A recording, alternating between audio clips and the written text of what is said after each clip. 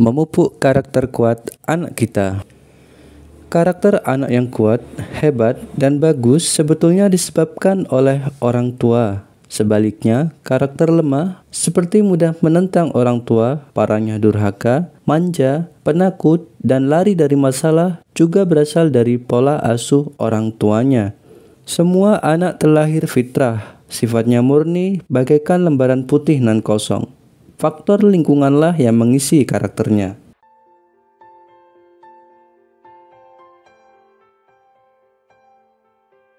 Anak yang kuat adalah anak yang mampu menahan amarahnya. Ketaatan termasuk ciri-ciri akhlak anak yang kuat. Ketaatan kepada Allah dan orang tua perlu dilatih, sebab keyakinan anak pun orang tua yang mempengaruhi.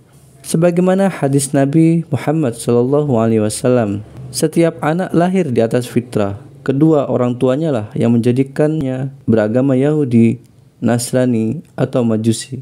Hadis riwayat Bukhari. Berdasarkan pernyataan Rasulullah ini tersirat bahwa kedurhakaan terhadap Allah maupun kepada orang tua disebabkan oleh salah asuhan. Perilaku durhaka biasanya dimulai dari perilaku menentang ringan sang anak. Ada keinginan anak yang bertolak belakang dengan orang tua, sedangkan pemaksaan dari orang tua yang terlalu kasar sehingga perilaku menentang menjadi sering. Ujung-ujungnya anak tergolong durhaka.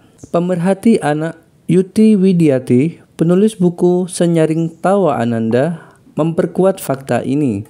Faktor pertama, anak remaja melawan atau melanggar aturan adalah terlalu sering mendengar ancaman atau teriakan dari orang tuanya.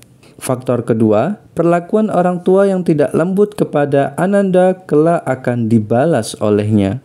Ananda membalas ketika sudah mampu dan memiliki kekuatan untuk membalas perlakuan kasar, teriakan, dan amukan orang tua. Perlu digarisbawahi bersama, berlaku lembut terhadap Ananda bukan berarti memanjakan. Kelembutan memiliki pengertian yang lebih luas, seperti meminta bantuan anak dengan nada yang baik dan enak didengar, mengajak komunikasi timbal balik agar menemukan solusi terbaik, dan mengajak anak menjaga iman dan takwa kepada Allah dengan dakwah yang menyenangkan. Dengan definisi tersebut, mendidik dengan lembut tidak termasuk memanjakan anak. Rasulullah SAW juga pernah mengajarkan kepada kita agar mendidik anak dengan lembut. Sifat tegas itu perlu dibalut dengan cara lembut. Sementara sifat lembut baiknya bersandingan dengan tegas dan disiplin, bukan tergolong ke dalam orang tua yang terlalu permisif loh. Tidaklah suatu keluarga diberi kelembutan, sabda Rasulullah, melainkan akan memberi manfaat kepada mereka. Dan tidaklah sebaliknya berlaku kasar dalam mendidik, melainkan akan memberi mudarat kepada mereka kelak. Hadis riwayat Tabrani.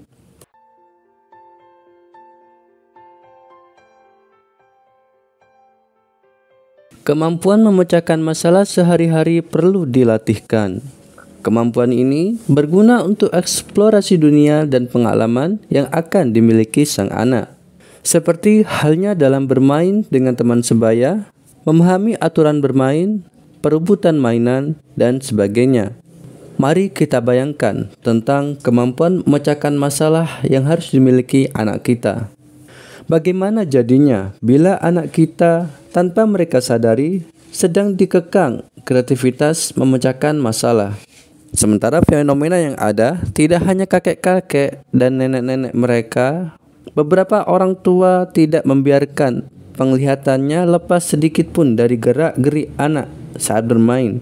Padahal anak butuh ruang mengembangkan kemampuan pemecahan masalah miliknya. Ketika sudah menginjak remaja, tiba-tiba kita temui anak kita sedang minder. Ia melihat orang lain maju, sedangkan dirinya sendiri hanya bisa mengekor. Orang lain terlihat aktif, bersungguh-sungguh, sedangkan dirinya pasif dan tidak banyak melakukan pekerjaan berarti. Semua bisa dimulai dari sikap orang tuanya. Ketika tidak memperkenankan anaknya, terutama laki-laki, melakukan pekerjaan yang sebenarnya mereka mampu melakukannya, hal ini bisa terjadi. Biasanya karena iba dan sayang kepada anak laki-lakinya itu, orang tua membiarkan anak tidak melakukan apa-apa. yang seharusnya ia mampu melakukannya. Bisa juga dimulai dari sikap orang tua yang terus-menerus mencukupi kebutuhan anak tanpa anaknya berusaha meraih sendiri. Orang tua terus merawat, memberi kasih sayang berlebih, dan memingit anaknya ketika bermain dengan sebayanya. Juga ada yang tidak ingin memperingatkan anaknya ketika sedang merusak peralatan rumah tangga atau ketika memanjat lemari, mencoret-coret tembok dengan pena.